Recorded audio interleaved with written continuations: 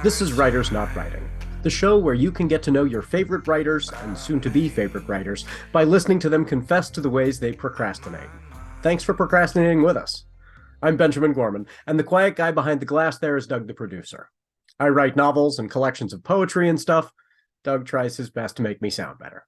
And each week we have a secret word to listen for. If you catch it, you earn the right to take an extra break at the time of your choosing from whatever is stressing you out. From Not a Pipe Publishing, welcome to Writers Not Writing. Today's secret word is heirloom. If I take my time. Welcome, everyone. Today's guest is Laura Stanfill, the publisher at Forest Avenue Press and the author of Singing Lessons for the Stylish Canary, which came out from Lantern Press in 2022. Laura also has a reputation around around the Pacific Northwest for just being wonderful about building community and supporting authors. And so I am so grateful to have you. Thank you for being here today and for all that you do to support authors and bring authors in the Pacific Northwest together. Oh, thank you so much. And thanks for having me today, Ben. So viewers already can tell we dress up in these costumes, but for the folks who are listening on the podcast, what did you choose to wear for your costume for today's show? So I've been looking for the right occasion to wear this dress basically my whole life. It was my mom's. It is a vintage Laura Ashley dress that looks like it kind of looks like curtain material. It's very thick and it has a sort of sheen to it.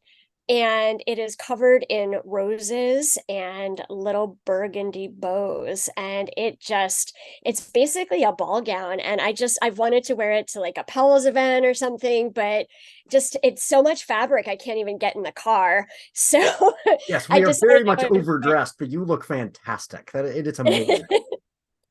So I was really thrilled for the opportunity to wear it today because, to my knowledge, my mom never wore it. I just coveted it when I was a little kid, and she finally passed it along to me. And so now I can wear it on your show. So she never had an opportunity to go out to a big fancy ball in that. Oh, No, I don't think so. Well, and it's strapless, which is not my mom's look. So I think she fell in love with the quality of the material and the look of it, but didn't have an occasion in mind. Yeah, so, yeah. Well, or you have to feel comfortable in it too. Like, if it's not your look. So, or for all I know, she did try to wear it and tried to get in the car, and there was too much material to close the door because I could see that happening with this particular dress. Well, I wanted to be equally formal, and I have a suit. This suit coat and vest match, and you can see they've got this the interior lining of the suit coat is something that I would never rock otherwise. It is almost pink. It's this pink with paisley design in the interior, but this was my grandfather's suit, and it really holds up. The suit and vest, I think I could still wear anywhere today, and people will be like, that's a nice suit. But the tie is also one of my grandfather's, and it is ridiculously thin. Like, it looks like something out of Oppenheimer. So yeah, not still in fashion, but it'll come back. I really ought to get the matching Oppenheimer fedora to wear when I do this. And I would never wear the pants as high as they wore them at the time. That can't be comfortable. No, but the suit coat's a nice coat. So we look way overdressed for a podcast today. So I have been excited to talk to you about your summer garden, which you had a little more time for this summer than you planned. What was going on with your summer garden this year?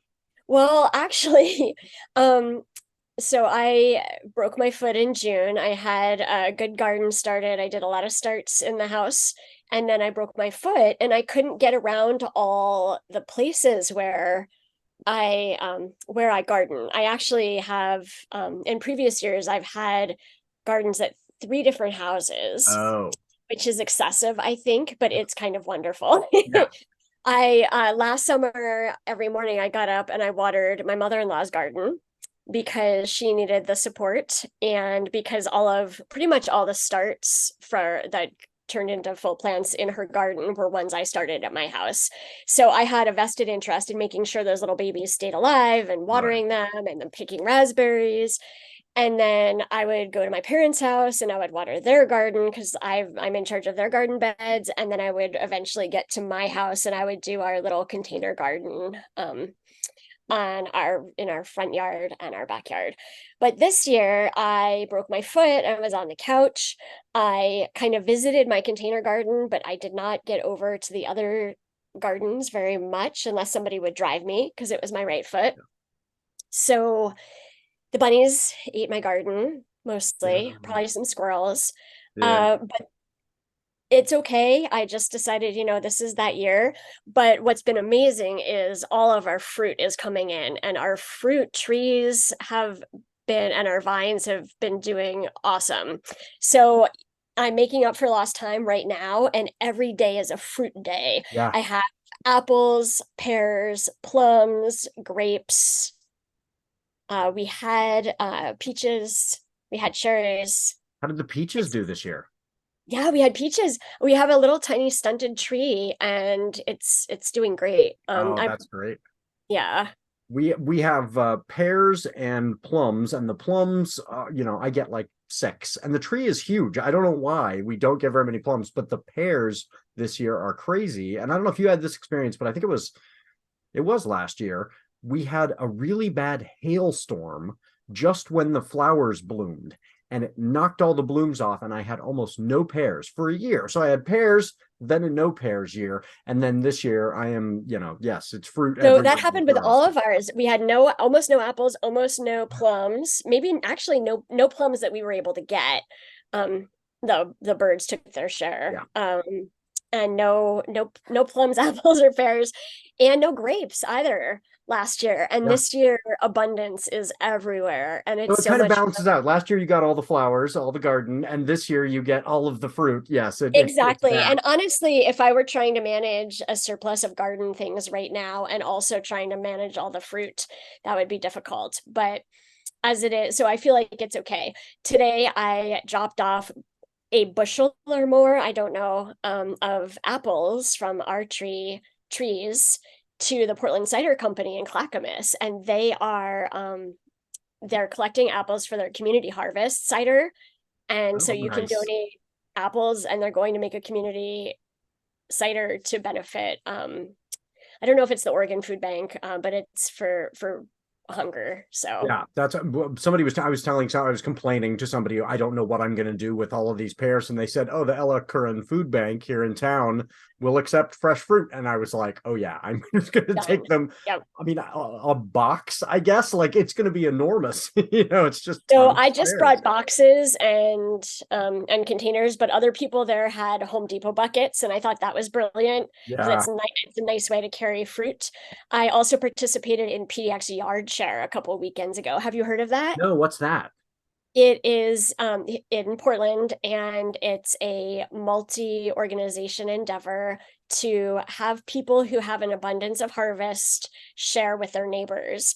And so they put out a community map, and if you wanted to glean food from your neighbors, you could go to the map and see what everybody had and go to their houses and pick up fruit or vegetables or flowers for free. And if you had a surplus, you could put things out. So we participated in that, and I went to someone else's house and picked up bay leaves, which are wonderful for soup. And I gave away a lot of apples, pears, the beginning of the grapes. So what a cool initiative. That's cool? That's a great, and I mean, technologically it wouldn't be a lot of work for somebody to say, I've got stuff, ping, and then folks can just come get what they need. That's wonderful. That's absolutely. That's good, and then planning. And I think the organization Urban Gleaners is the one that came after. They said, would you like a fruit pickup if you have any left over? And I said, yes, please. So I sent boxes away again to food pantries. Yeah. And I felt good about our fruit not going to waste and feeding our neighbors, and just the community love. People would walk by and ask me what I was doing, and I got to talk about Portland Fruit Tree Project, which is how I found out about it. I'm not sure all cities and towns have something like this, but if your town doesn't, I think it would be such a cool thing for neighbors to just do. Yeah, it's not unreasonable. I wonder, I'll talk to some folks we've got like a Saturday farmers market, and I wonder if something like that would appeal to folks who are going, I've got more than I can even sell here at the Saturday market. What am I going to do with all this? It's been a good year. I wonder if some of those the food banks can as well, because I wonder. they get this glut right now. Are they able to, I mean, we found my fiance Crystal 2 years ago, we decided we were going to actually try and eat all these pears. And so it was cobbler and like an applesauce, but a pear sauce. And, and her big discovery was she actually tried to peel all of the pears, and they're these little Asian pears. She was like, never again. I'm never peeling hundreds of pears ever again. Yeah, I mean, I just take them to work in a box too, and put them in the staff room and say, come get a bunch of pears. But yeah, I'm taking them to the food bank. And that's so great. Like, you have Asian pears and I have Bosque pears, and I think I have another kind too, but it's people can share. Yes. I do have the traditional. Is that the pear shaped pear? That's Bartlett. I have Bartletts and Bosques. That's what I have. But the Bartletts don't produce as many. I mean, they're delicious and they're wonderful. I mean, the pears are, I think, my favorite. Although we have blackberries, and blackberries are a lot of work to not let them totally take over everywhere, but boy, the blackberry harvest was fantastic this year. And then blueberries, and then I want to do strawberries, which I know also can kind of go nuts. But I did strawberries in the garden, and blueberries on the back deck, and so we've had those too. And I just planted some strawberry starts that I'm hoping will overwinter and create even more strawberry goodness next year. And those don't often make it into my house. Those are just candy. Like they are finally ready. I am, I got home from work and there were 3 strawberries and I ate them all, and they didn't get into anybody else. Sorry. I feel like it's such a gift to walk outside and find something that has been sun warmed and put it into your body and nourish your heart and your body with it. It's just and it tastes so good. Nature's candy. I'm like, this is better than a Snickers bar and cost me nothing. Nature made this for me. It's really amazing. Totally. So what is something that has been pulling you away? This is a show about procrastination. So rather than asking process questions, which we get asked every time we, talk about our writing, I wanted to ask about what you've been doing when you're not writing. So what's been pulling you away from your work in terms of pop culture lately? Well, it's funny because I'm not much of a pop culture person. Like, I can't name people or, famous acting people. Yeah. Or sportsing people, or even I'm not even very good at naming bands, but I am an excellent reader and I read all the time. And that is what I do to unwind. It's all connected, but but it feels really great. And 2 books I've been loving recently. I recently finished King of the Armadillos by Wendy Chin Tanner. Ooh. And it is loosely based on her father's story of getting diagnosed with Hansen's disease as a young man and getting sent to Carville in New Orleans for treatment. And it is a lovely book. It's wonderful. I wanted to show the cover for the audience in the podcast. Yes. And I will link to that in the show notes for sure. And purple and gold. And then right after that, it's been a great reading summer. I'm almost at the end of Goodnight Irene, the latest Luis Alberto Urrea novel, which is based on his mother's story being a donut dolly in World War II. So both historical. I don't even know what that means. She was a donut dolly in. Yeah, she worked for the Red Cross. I didn't know what it was either until I heard him speak at Powell's and I bought the book, and now I'm reading about it. And she signed up to volunteer with the Red Cross, and she and her truck partners would drive around this truck into near combat zones, and they would do fresh coffee and donuts. They would try to make the soldiers feel good and to make them feel comforted. They had record players, and it was very much like a public service job around sweet treats and coffee, and just creating some sort of normalcy or emotional bond in a really terrifying, terrible situation. So I've seen photographs of people doing things like that in Ukraine now, where they're trying to see how they can support. I mean, the soldiers in Ukraine is just your next door neighbor. Like, it is such a desperate situation. And so, to be able to go and support it's a beautiful story, but also kind of terrifying. I think, like, for sure. To be in that situation, and then for him to look back on that. So it's about his own mother. This is a memoir, sort of memoir, biography. Well, it's a novel, but his publisher. So the front cover says "Goodnight, Irene." It's blue, gold, and green, and then the inside of the hardcover has actual pictures of his mother. But then it's fictionalized, so it's fictionalized, exactly. So, but he took inspiration from her story. Oh, how cool!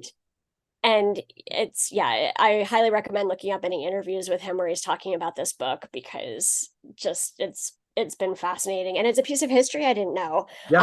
Same thing with Wendy's Carville novel. It's just really beautiful depiction of a community that I didn't know anything about.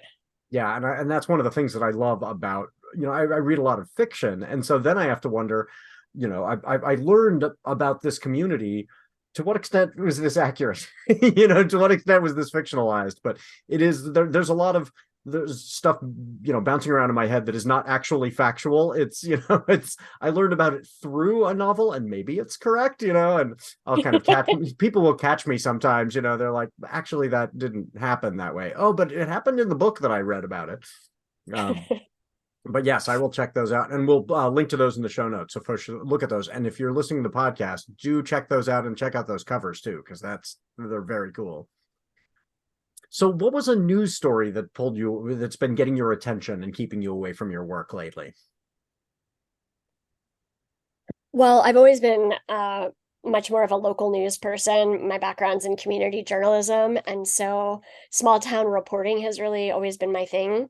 So being in Oregon and being deeply saddened by the fires in Maui and the devastation in Lahaina, I keyed into the fact that the Oregon Humane Society was able to fly rescued pets here to Portland to help adopt these cats and kittens who used to have homes and now don't, cool. Because of the that's wonderful they're doing that. Yeah, that story's just been terrifying. Yeah, the whole thing has been awful. So much of what we see on the news and the headlines, there's so much to feel, and it's so horrendous. Zaji Cox, my author, who you've had on the show, works at the Humane Society. So she talked to me a little bit about the importance of getting cats and kittens adopted in advance of the Maui group coming. Yeah. And it's when disasters are so big, keying into one small piece is one of the ways that I can start processing on a human level. Yes, and processing via, here are people doing good things for others in the face of this, so that it's not just paralyzing bad news. Like, here are people doing good, and that way we're not hiding from the story, but we are not also just going, and there's nothing I can do, and it's just awful. That's wonderful that they're people like Zaji who are doing this great work, and you can go, oh yeah, I can feel like I can connect with some positive human element of this story. She's such a neat person too. She's really been very cool. Folks, check out Plums for Months. Her debut is really excellent. I'll be teaching that in my creative writing class this year. That'll be one of the options, because that's so cool. Yeah, so that'll be fun. Be like, I've met her. But yeah, she's a neat person. So when you're not writing, what is a hobby that's been taking you away from your work? Maybe less so this summer. You won't be surprised by the answer here. I have been roller skating. Not since I broke my foot, but I started my 11-year-old, oh my gosh, my middle schooler is on a home team at Rose City Rollers, the Portland roller derby group. And it just looked like so much fun. I was sitting on the bleachers all the time, and I was watching her figure out different moves and strategies with her teammates. And in January this past year, I was like, maybe I'll just sign up for 101 and I'll just, practice a little bit. Well, it's so much fun. And one of my favorite things, I went into Derby knowing I didn't want to fall. I didn't want to break any bones. I didn't want to get another concussion. I felt very fragile. I have disabilities. I maybe like have fast speeds and wheels, and collisions aren't really the best thing for me at my age and with my body's tenderness and weaknesses. But I thought, okay, well, I'll just try it and it'll be really safe. Well, then they taught us how to fall on the first day. And it rewrote my idea of what it means to have a physical body in the world. I was trying to protect myself, to save myself the pain, but they taught us how to fall so we could fall safely and without major injury. So what were the learnings there like? How did that change the way you understood a fall? I'm not sure that's something that's easy to describe, but it actually is, because I'll tell you why it is. But they started off, we all have to wear pads, helmet, mouth guard, right? So once you can't be on your skates standing up unless you have all your gear on, elbow pads also. So we're covered in all this protective gear. And the first thing they taught us was a one knee fall, where you basically fall forward on one knee. And then they teach you how to do a two knee fall, which is you fall forward on the one knee, and then you drop the second knee down. Now, the third fall is also, you start with the one knee fall, you add the second knee fall, and then you curl your body and your fists inwards and drop your elbows onto the ground, and you tuck your head and helmet under. And that is fall small. You make your body as small as possible so that if you are on the track and it's very busy and skaters are skating past you, you've not only protected your head, but you've protected your fingers and your body and from your getting teammates. stepped on. Yeah. So we had to practice those, and oh my gosh, my thighs had never hurt so much in my life because it was all that dropping. Right. It's not just dropping, but it's getting back up. They wanted you to like touch down, one knee fall, pop back up. So I got so much stronger, and I found a lot of my residual knee and hip pain went away because I suddenly had strengthened parts of my body that I didn't know. So where I'm going with falling is, when I fell and broke my foot in June, I was going down a hill at a local park. There was high grass. I was watching the grass because I didn't want to step on any pollinators. And I missed a curb that was hidden behind the grass. And I fell, twisted my leg. And guess what I did? I did the one knee fall. So most people, could have been a lot worse. It could have been so much worse. Most people, especially as riders, right? Like most people who fall over curbs put their hands out and they break their wrists. And instead, I did my one knee fall instinctively because I had been practicing for 6 months on how to fall correctly. So I did that. And then because I was going down the hill, Jack and Jill style, I landed on my shoulder also. But it could have been a lot worse. Yeah. One of my previous guests, Jason Brick, who does a lot of like safety training and that kind of stuff, that's his whole world now. His, selling books on keeping your family safe. But one of the things he said on the show, which I just loved, was we have this misconception that in a moment of crisis, we will rise to the level of the situation. And he says, actually, in a moment of, difficulty of any kind, we fall to our level of training. And I thought that's a wonderful, insight that, because you had practiced this, you were able to, go through it, not because you did something magic and heroic in that moment and, but because you'd actually practiced falling. Yeah, and I had already been using it as a metaphor in speeches. I did a keynote where I talked about rejection. And the big metaphor, I was stood on stage with my microphone and I dropped down and did my 1 knee fall, my 2 knee fall, and my fall small to show them. And I talked about how if we can learn how to fall small when we get rejected and pop back up and continue on, that's so much safer and kinder to our bodies and our hearts than it is to just stew on one rejection. So I had already metaphorically it changed my life to learn how to fall, or to even think about needing to learn how to fall. But then I stumbled, and I would have been even in better shape if my foot hadn't gotten caught behind the curb and twisted. But I still have my hands, and I could sit on the couch and write, and I could pet my dog, and I could procrastinate from writing. I could hold a book to read. So I think there's a whole novel here in characters who have learned to fall versus characters who've not learned to fall. You've got a this is more your wheelhouse than mine. Mine's fantasy and sci-fi, and you've got the literary. But I think a story where a character who has had a real rough love life has learned to fall, and somebody else is decimated, and that you've got a book there. I think that would be great. I would read that. I love that. Learning to fall, Thank you, Ben. Now I have to go. I'm sorry, I can't. I know. I have to go, right? Right.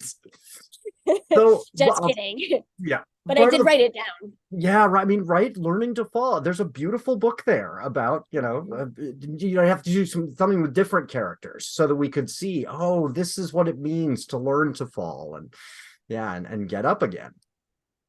So part of the point of the show is just to help readers get to know you. And so I have taken, this is, something relatively recent in the show, and not everybody is D&D players, but it works as a good metaphor. So if you were a character in Dungeons and Dragons, what would be your race and class? Well, I never have played D&D, but I would definitely be a Dragonborn. I also read all the D&D books as a kid. Even though I was an only child, I didn't have people to play with, but I could understand and immerse myself in that world of magic. And I always really related to the dragons. And they also are often bright colors, and I like that. And I also like that they are motivated and self-sufficient and family clan oriented, because all of those also describe me. So. Yeah. Yes, and then I can totally see that. The bright colored family, matriarch, yes. And then what would be your class? My class would be a bard, because I believe in the magic of storytelling and music. I used to actually be a musician. I thought I would go pro as a musician, classical. What did you play? When I was in high school, I played flute. Really? And yeah. that's and at that level, did you continue with it through college, or? I did not. I stopped in college. And in some ways I really regret it, but I on purpose did not end up going to a music school. So I thought maybe I would, but then I changed my mind. So. But you chose the written word, you chose a different art form. I think that's totally legit. It's all storytelling with art and your breath, whether it's where to put a period on the page, or your flute, where to take your breath to get the next phrase. Yeah, I wonder if folks who have that sense, I would think it would contribute to poetry. That breath is a line break. I think that's exactly. Yeah. And for sure, I've found I wrote multiple novels in the past that didn't sell, and the one that sold has music at the core of it, and my next book has music at the core of it. So. Yeah, that's our folks who are music fans and also readers, you will want to check this one out for sure. So now you've been ambushed. There are 3 small level 1 goblins that attack you in the woods. You are a dragonborn bard. What do you do? I would ask the other players, because I honestly have no idea, and I believe in teamwork and communication and community, and somebody would give me a suggestion or 3 suggestions, and I would fare better by listening to them than I would guessing. That is the perfect Laura Stanfill response. Everybody else is like, I would kill them in the following way, and you're like, I would work with others. That's great. Well, speaking of working with others, we're going to go to our ad break, and the community can support us financially, and then we're going to come back from our break, and I'm going to ask you about what you've been daydreaming about lately. Today's episode is brought to you by the all-new merch store at notapikepublishing.com. Of course, the site has books and books and more books, but we also have merch like t-shirts and hats and art prints. My apologies to YouTube viewers, but podcast listeners, imagine a far more handsome t-shirt model telling you I just got this new shirt, which shows a ghost saying, "Boo" is Latin for I shout. Seriously, look it up. You're welcome. We have hats with the logo from Unrelenting by Jesse Hennard and Marie Parks, the logo from our Stories Within anthology, and stickers that show Justice Sotomayor saying, "Respectfully I dissent," with the respectfully crossed out because she chose to omit that in her response to the court's recent homophobic ruling. And there are art prints by Michaela Thorne, the artist and author of Tooth and Claw. Check out all the great merch at the store and use the code SHOWFAN for 10% off your entire order. All that's in the show notes. Also, we're always on the lookout for great guests and advertisers. So if you have a book or other product to sell and you're looking for a group of the most intelligent, witty, discerning readers, let us help you make that connection. Our ad rates are as low as $15, and guests will never pay to be on the show. Right, Doug? We agreed on that? We only have guests we want to talk to. Some jerk offers us $1 billion to be on the show. No way. Take a hike. Keep your billion, Elon. Stuff it in a pillow and hug it and cry because you're not cool enough to be on this show. Them's the breaks.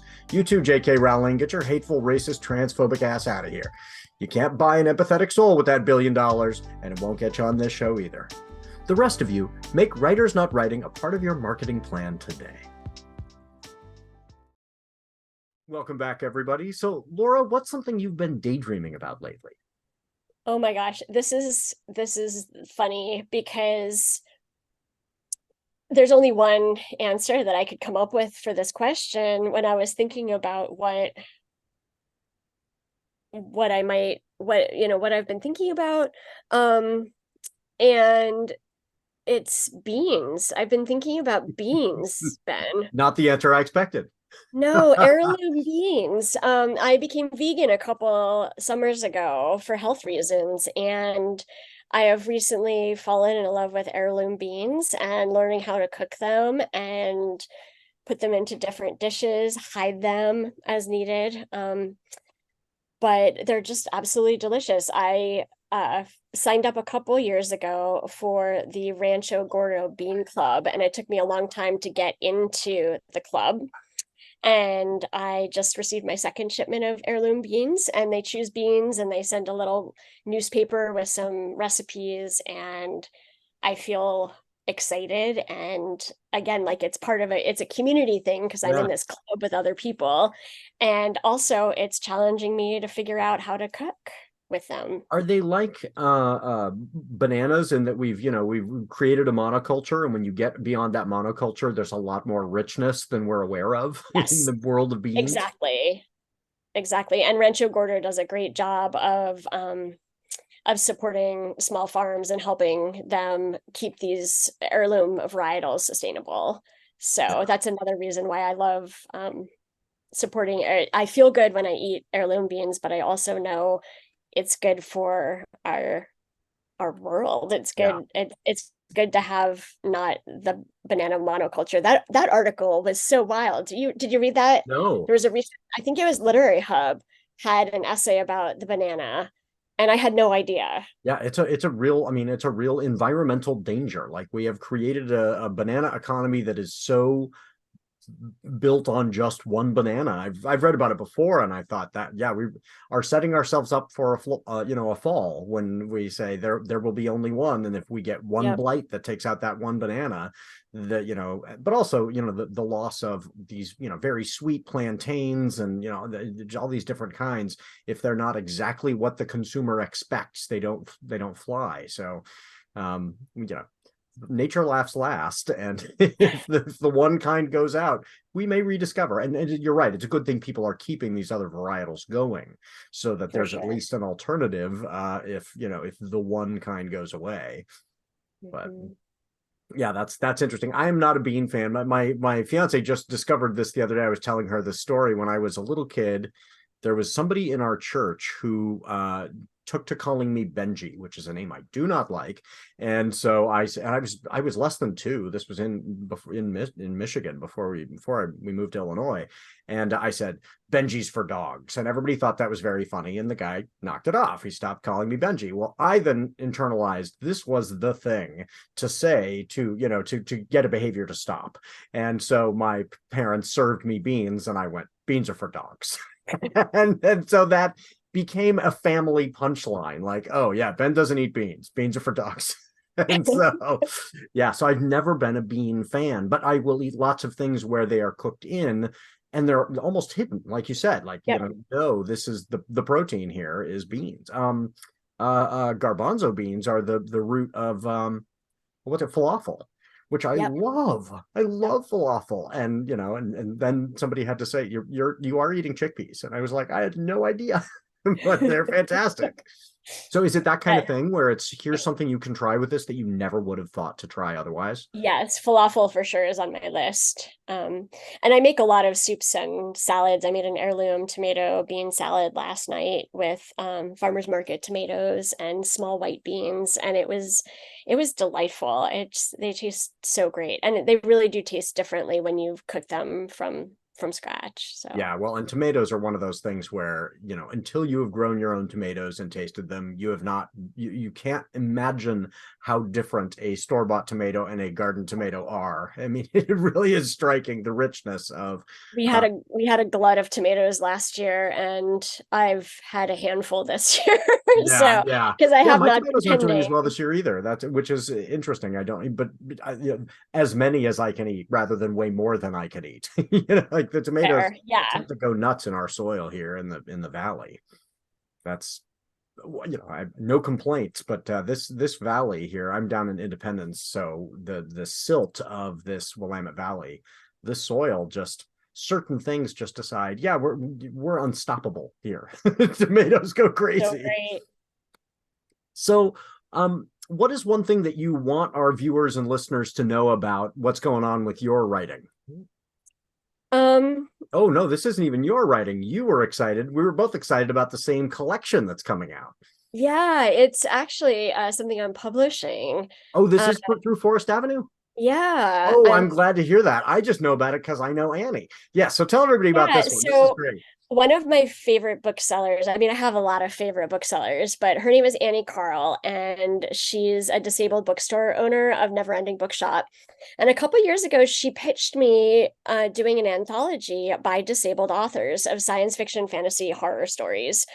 And I periodically swear off anthologies because it's so much work, as you know, trying to bring everybody together, trying to create a cohesive unit out of lots of different voices, figuring out how to promote it, figuring out how to make sure all the authors feel loved. Like, there's a lot in anthologies, but Annie's point that so often in science fiction and fantasy, disabilities are quote unquote cured, or the disabled person's the villain, or people with disabilities aren't allowed just to be themselves. They are part of the plot in some way that is supposed to change them or make them better. Yeah. And Annie was just sick and tired of it. And she was like, can we make a book? And I was like, yes, I would be honored to publish this book. And so it comes out in October. Oh, I'm excited about that one. And it's so good. And what's the title? It's called Soul Jar. And the subtitle is 31 Fantastical Tales by Disabled Authors. That's gonna be good. That is absolutely in my wheelhouse. Like, that is I love the themed anthologies. I love that it is, there's a real concern for this community, and these are authors. Often these underrepresented authors are gems that people have not discovered before either. And so I expect that there are just going to be some fantastic stories in there. So I'm really looking forward. Annie did a wonderful job choosing and helping get the call out, and it's great timing with October coming up. It's rainy season, spooky season. And it feels really great that we can celebrate voices together. Some of them have been published before, others, I think one is a high school student even. Yeah. So it's a mix of established, Nicola Griffith is the Oh, Foreword she's fantastic. I've author. got a couple of hers. Yeah. Yeah, she's incredible. And so, yeah, she wrote the foreword and she contributed a story as well. So Oh, we feel cool. really lucky to have her on board. And Yeah, and then, it's nice to have somebody like that who kind of, already has a reputation and anchors it. And then you've got folks who nobody's read before, but they can, those are those ones where I'm like, this is amazing. yeah, It's a wonderful step for those folks in their careers too.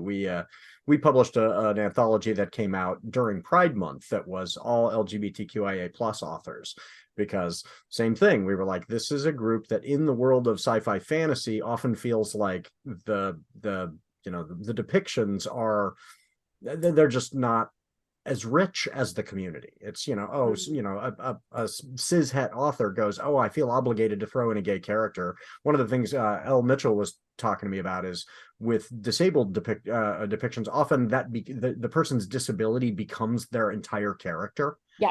And so that's something that, by having good representation, by having disabled authors do the writing themselves, you can avoid that, that kind of tokenizing. So I would say also often the disability becomes the primary plot point or a yeah, big chunk of the plot point as like, um, and that's just not, I mean, our lives are not plot. They are, yeah.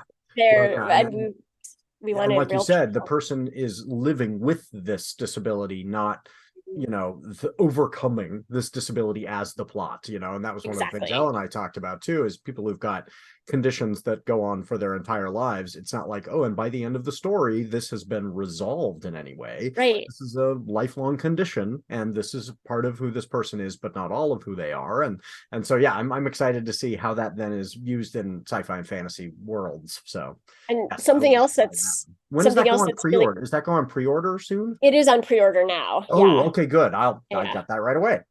I've And discovered how much I love pre-order, because then I forget that I got it at all, and then it just oh shows my up, and I'm gosh, like, oh, that's awesome. totally. I just got Alyssa Hatman's Sift from the Third Thing Press in the mail yesterday, and I was so excited because I saw somebody else share their copy, and I was like, gosh darn it, I should have pre-ordered that. I guess I'll go order it. Yes. And then it showed up, and I was so happy. The same thing And happened to me with Jesse Kwok's oh, newest so great. After the Tide. I was like, I made a mental note that I ought to get that book. Oh yeah, here it is in the mailbox. It's so great. And sometimes I don't open them right away when I have for like when I've been anticipating it. I like to sit and stare at the package and Yeah. know that there's some goodness inside that I can enjoy later. Yeah, it just when hers showed up, Jesse's showed up, it just made my day. I was like, I had a rough day at work, and I show up and I open the mailbox and go, oh, magic in my mailbox. It's This Jesse's. is very nice. Yes. So I highly recommend everybody pre-order your books, and you get a double treat out of it. It's very cool.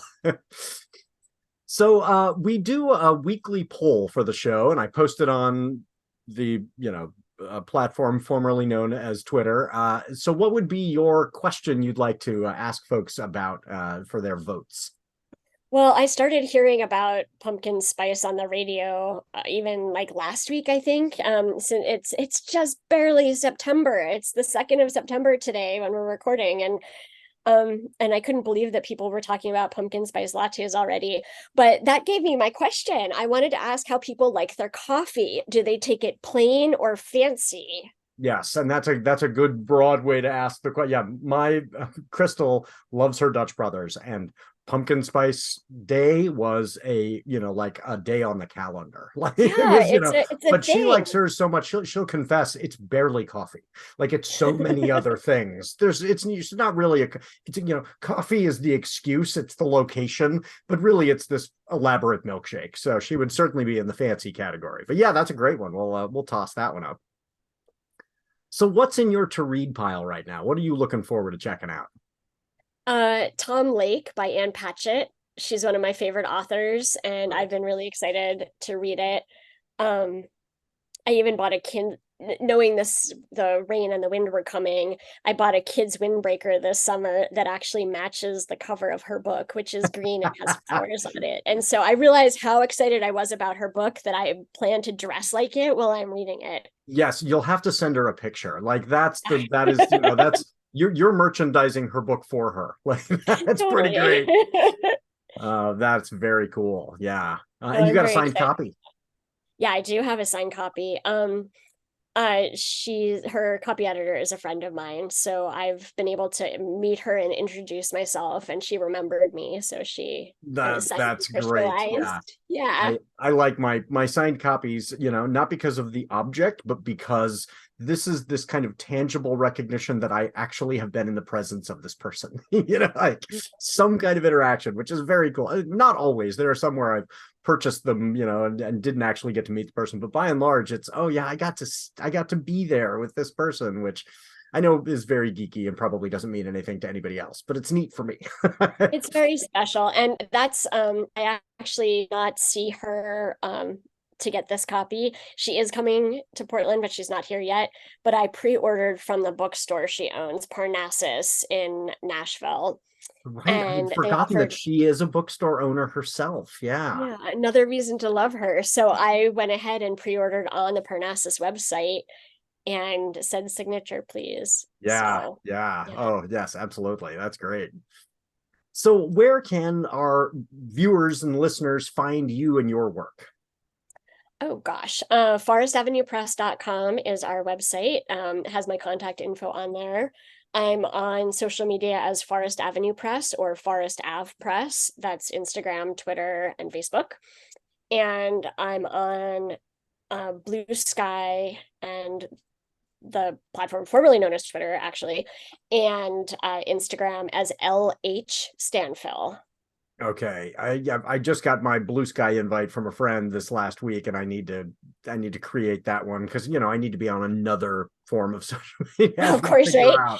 Where Well, come we're find gonna me. all land. Yeah, I mean, It was really cool today. I heard from a woman who was interested in getting a galley of one of our upcoming books. She had been following the author, Daniel Olivas, on Twitter and left Twitter. And he's still on Twitter, but she found me. I posted about it on Blue Sky, and she was like, "Oh, I was following him and I wanted to know more. I can't wait to read the book." And so that was exciting to me to see that platform crossover, because I haven't explored it too much yet. Well, and that's the trick. Like, we as publishers have to be kind of everywhere, because we go where the readers are. I would love to go, this one is out of my life now, this one's out of my, and I'm like, no, because who knows who's going to say, oh, I hadn't heard about that book. And so it puts us on all of them, but that is cool when it works. Yeah, for sure. So I wanted to ask you who I should reach out to. What's your recommendation for somebody I should reach out to see if I can get them on this show? Well, I would recommend Kesha Ajose-Fisher. Oh. She's the author of No God Like the Mother, and she's absolutely a brilliant writer. She's Nigerian American, and she self-published her first short story collection in 2019, and it won the Oregon Book Award in 2020, which I think it was only the second self-published book to win that award for fiction, the Campisi Award. So she's fabulous. And in this spring, I republished a new edition of the same book because it had never been out nationally with national distribution. And so I got her book out, and it's now in more stores, it's in more libraries, it's in more people's hands. Yeah. And that's been exciting. But she has an absolutely phenomenal life story, and she's just really fun and wonderful to talk to. She's so warm and just wonderful. I got to speak with her at Willamette Writers and on a panel last month, and it's just so fun to be in the room with her. So I think you would really enjoy spending time with her. I have not had a chance to speak with her individually, but I got to hear her speak at the Oregon Book Awards, and I was just like, what a neat person. So yeah, I will reach out. That would be really cool to get her on the show. Yeah, she is fabulous. She has this star quality about her. Yes, she does. Yeah, I was like, oh, she's got it. Yeah. It's when she has the microphone, everybody just holds their breath a little bit. I feel like that because she brings that kind of intelligence and energy and emotional. She goes to the emotional place too. It's very her when she speaks. It's true to her heart in a way that not everybody is open enough and present enough to do. You're absolutely right about that star quality. I didn't know the story of her book. I presumed, oh, this is somebody who's got 20 titles out, and this is they're being recognized, with the Ken Casey Award, because yeah, she really does. She walks out on that stage and she starts speaking, and I thought, oh, she knows what she's doing. Like, she's pretty great. So yeah, that she would be wonderful to have on. I will absolutely reach out. Yeah, she's dynamite. I was trying to think of someone that you didn't know necessarily directly Yeah, that you would think to invite. Maybe, and so I chose someone outside of the science fiction fantasy genre wheelhouse. Well, and that's I mean, the show, we've really tried to have a broad mix, and so I've had film and TV folks and poets, and we had Armin Tolentino last week, who Armin, he's just the nicest guy, so that was a fun one too. He's so great. He's also someone who just makes me smile whenever even if I see him across the room, his presence is so lovely. Yes, and and talk about warm. Like, there's a guy who is, well, he's like you. He's this community builder. He loves to encourage and support others, and so that's the kind of thing that I want to, replicate as much as I can in my own life and via the show. And so you're one of my heroes. Oh, thank you. Well, I'm excited to listen to your Armin episode. He's so talented too. We got to laugh, and he's really fun. Yeah, and he's brilliant. Yeah. Okay, well, I've got to thank some folks before we sign off. Thanks to the artist Max Oakland, who reached out and provided one of his songs for our intro song, I Prefer the Dusk. Let Max know you like it by following him on Twitter at Max Oakland with 3 Ds. And thanks to Halisna CCO for their song Kids for the ad break. If you're in a band and you'd like your song used on the show, I'd love to highlight a listener's work like Max's song, so email me about that. Thanks to Doug, the producer, for making this show sound good and taking the blame when it doesn't. Thank you very much, Doug. And I cannot forget to mention Writers Not Writing is a production of Not a Pipe Publishing, so please go to notapipepublishing.com. Check out the amazing books written by writers who didn't procrastinate too much. If you like this show, rate it and review it wherever you found it. Please check out Laura's singing lessons for the stylish canary. Wonderful work. Tell a friend about it, especially if you are a music fan as well. If you've got both literary and musical inclinations, you will love that book. And then give it that review, click on that 5th star, make Laura's day. And if you click on the like button for the show too, we would appreciate it. So for our send-off, we'd like to give you some advice going into this next week. So Laura, what's your advice for everybody? My advice is beans cooked from scratch are delicious, and you should totally try them. Yeah, I think I need to try them with the bay leaves that you got. That sounds really good. I should push myself. I'll try them again. You should. You can make a dip, or you can make something where you don't notice them. Well, and I should be fair to beans and try some heirloom so that it's not the same old thing that I've more refried beans, Yes, and pair them with tomatoes or something you love, something else fresh from the garden, and you'll be like, oh yeah, this is not what I thought it was. And then I'll be kicking myself because why have I been missing out on this for 46 years? Because of one joke when I was 2 years old. So second, I always say, remember that a novel without spaces would be gibberish, and our lives need spaces too. So don't ignore the spaces. And third, no matter how much you procrastinate, we're still proud of you. If I take my time, I'm